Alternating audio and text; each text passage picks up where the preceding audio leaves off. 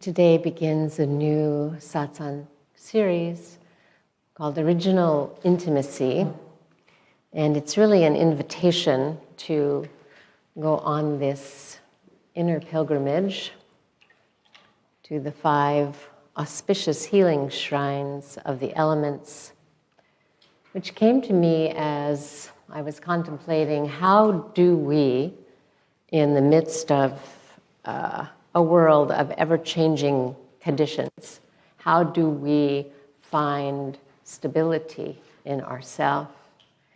How do we find strength and resilience and really soul renewal? So that's what I'm up to, and that's what I'm inviting you to join me in on this journey that I'm calling Original Intimacy. I shared the other day with a friend what I had in mind for this series, and that I would call it Original Intimacy. And she said, "That's lovely, but it's going to need some explaining." So I'm going to try to do that as we begin this together. See what I can do. I will warn you, you will need your wisdom yoga seatbelts or helmets on for the first part of the message. And those of you who are looking for the inspiration of poetry and of bhakti, divine love, have to wait towards the end of the message. But I promise you, it will be there. So a quote I want to begin with from the Bhagavad Gita, the words of Lord Krishna speaking as ultimate reality. "I am the wetness of water, the radiance of the moon and the sun, the sound in the air, and the sweet fragrance of earth. I am the brilliance in fire and the life in all beings." Okay, now for the explaining. So, original, of course, I'm going to start with the dictionary. Original means first. It's the beginning or the primary form of something. You know, we say we have the original, not a copy, but the original. And intimacy, we also know, which is to know someone or something through close contact or the experience of merging. It's marked by that sense of close acquaintance, association, familiarity. It can also be intimate. It can also be pertaining to or indicative of one's deepest nature. So let's think about this, original intimacy. What is it? The very first original merging or intimate contact that we experience and know is with nature, by taking on a body and a mind that is made of the gross and subtle elements of nature. And as spiritual beings, then, we become capable of experiencing, of enjoying, of encountering, and engaging with the world of nature.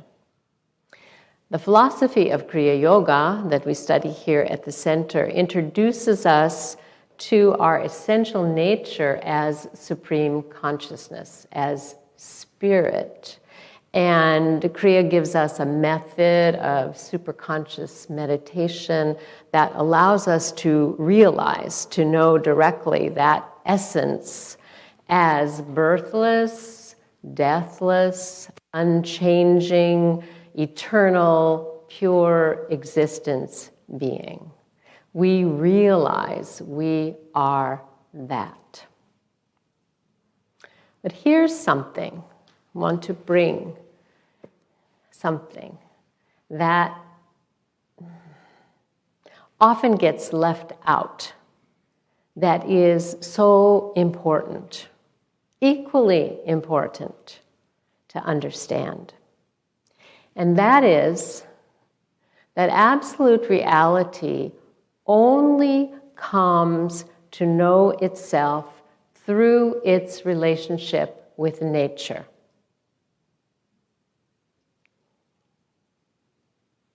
Absolute reality only comes, in the cosmic and individual sense, only comes to know itself through its relationship with nature. The reflection of consciousness in nature allows consciousness to see or realize itself as it is. Are you following so far? Very good.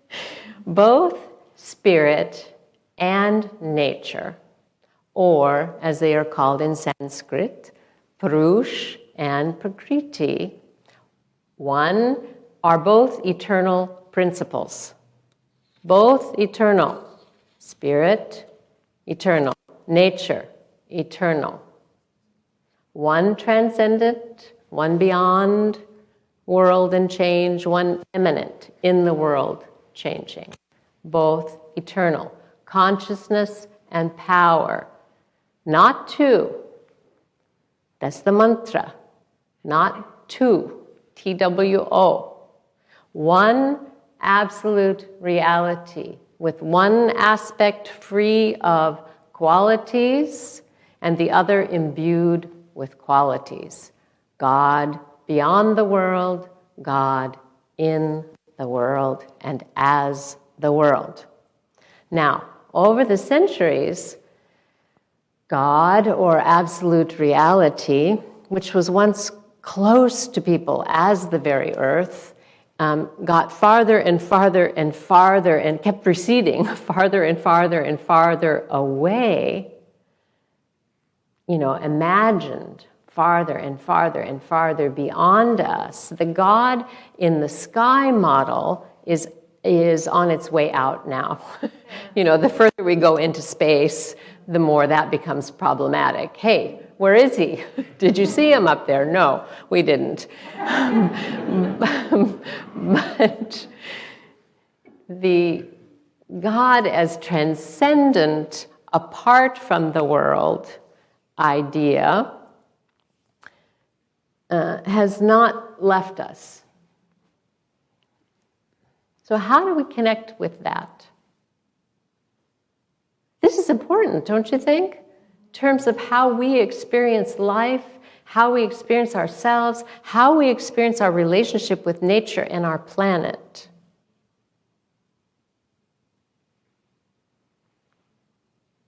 God is the life of our life, the breath of our breath, the blood of our bones, the soul of our soul. With the advent of science and technology, rationalism, materialism, we've lost touch with the spiritual reality of nature and nature's power to heal, to regenerate, to transform, and yes, to liberate. I plan to say more about that.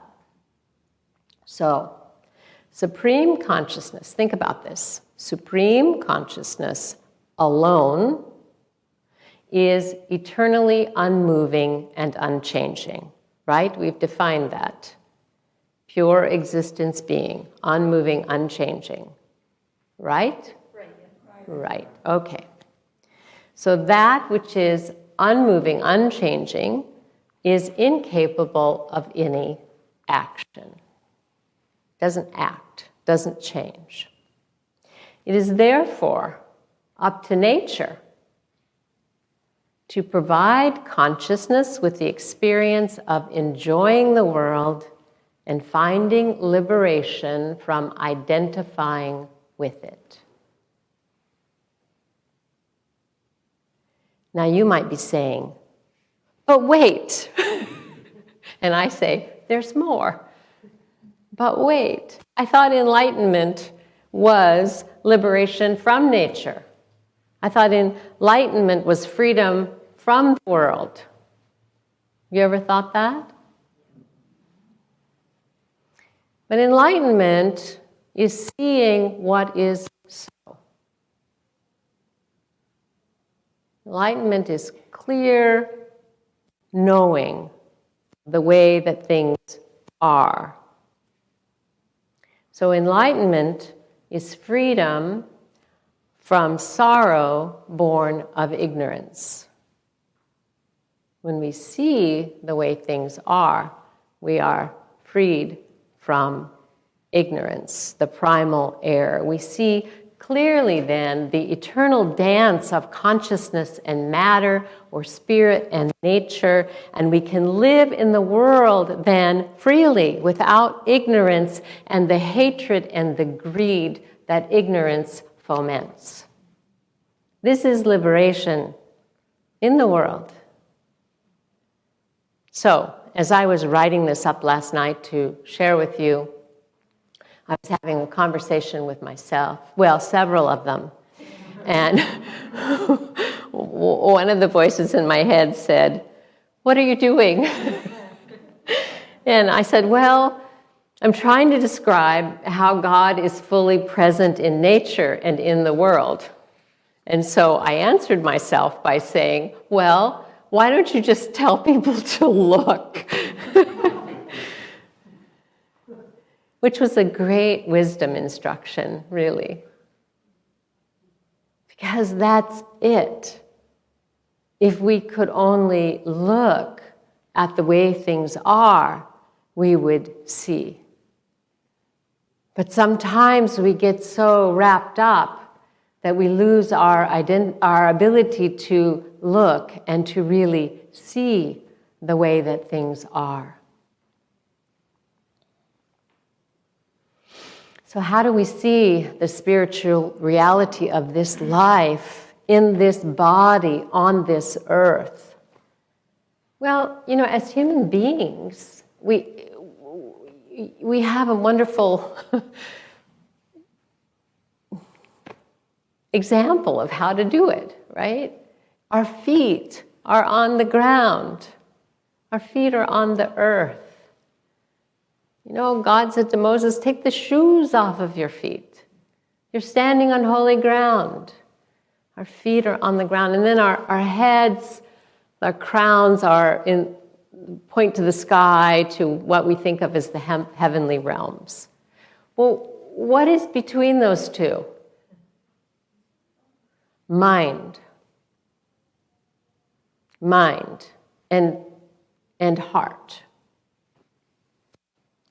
By heart, I mean our intuitive ability to know directly. So the seeing that we need becomes possible, as yoga teaches us, with a purified mind and an awakened heart. Without awakening, what we see with our physical eyes and our brain and our mental field, when it's not purified, what we see is objectified as other. As other. Nature becomes for us then a commodity to consume and to use. And we become consumers.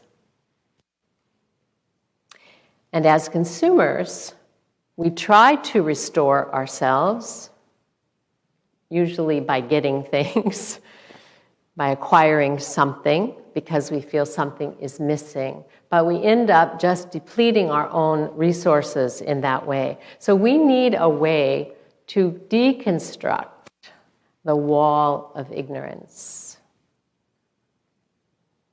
between us and nature. So we constructed it, we can deconstruct it.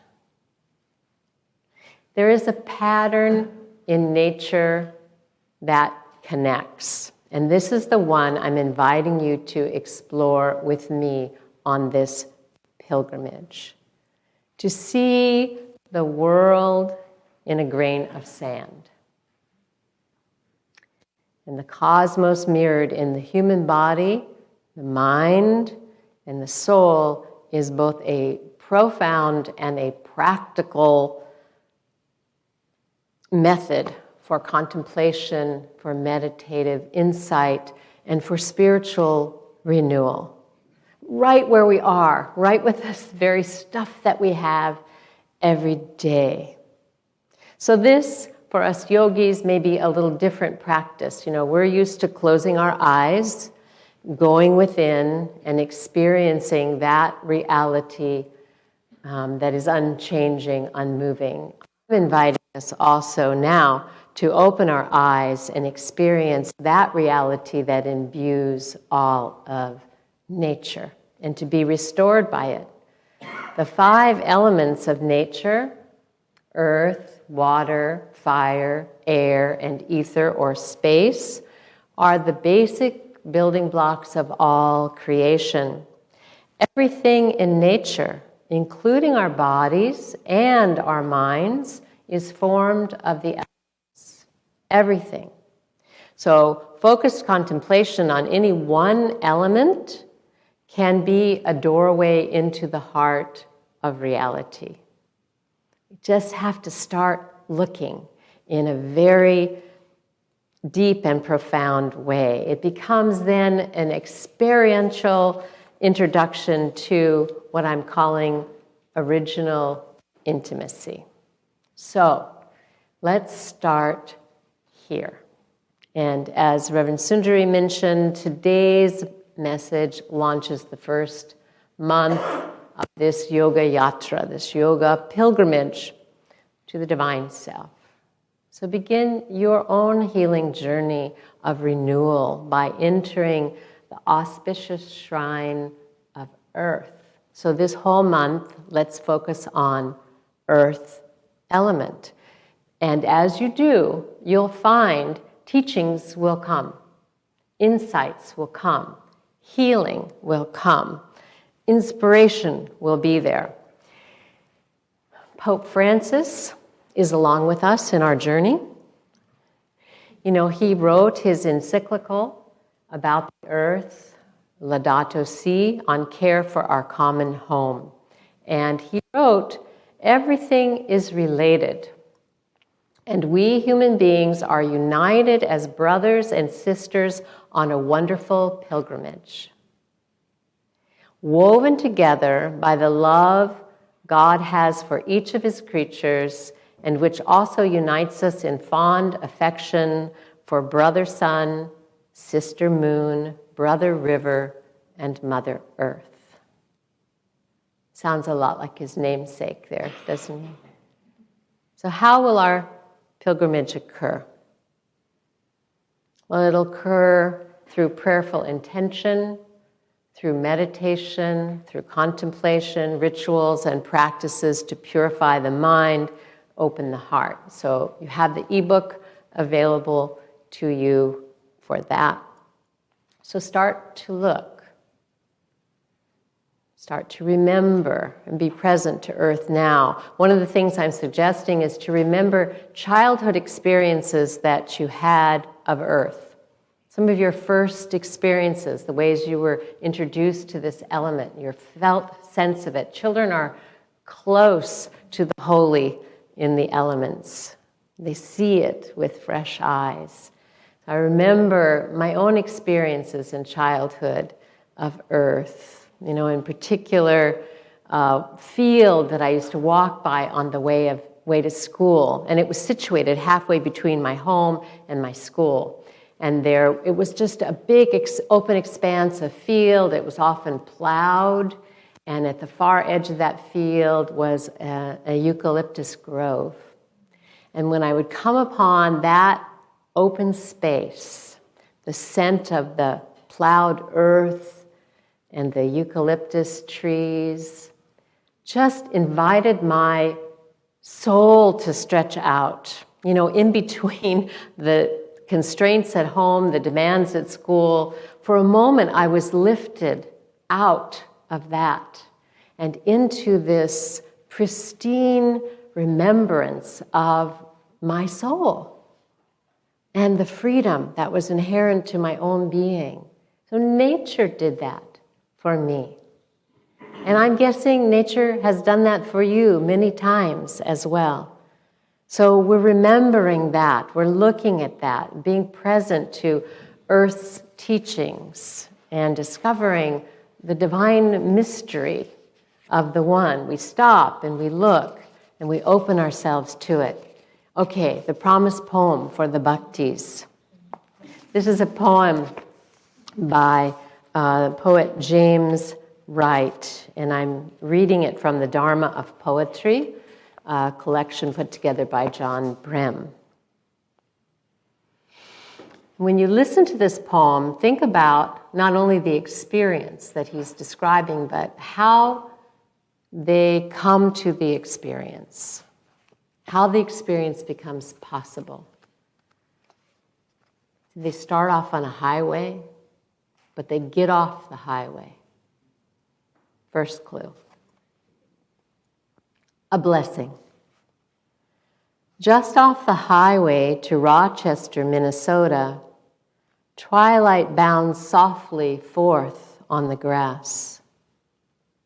And the eyes of those two Indian ponies darken with kindness. They have come gladly out of the willows to welcome my friend and me. We step over the barbed wire into the pasture where they have been grazing all day alone. They ripple tensely. They can hardly contain their happiness that we have come. They bow shyly as wet swans. They love each other. There is no loneliness like theirs. At home once more, they begin munching the young tufts of spring in the darkness. I would like to hold the slenderer one in my arms, for she has walked over to me and nuzzled my left hand. She is black and white. Her mane falls wild on her forehead, and the light breeze moves me to caress her long ear that is delicate as the skin over a girl's wrist. Suddenly, I realize that if I stepped out of my body, I would break into blossom.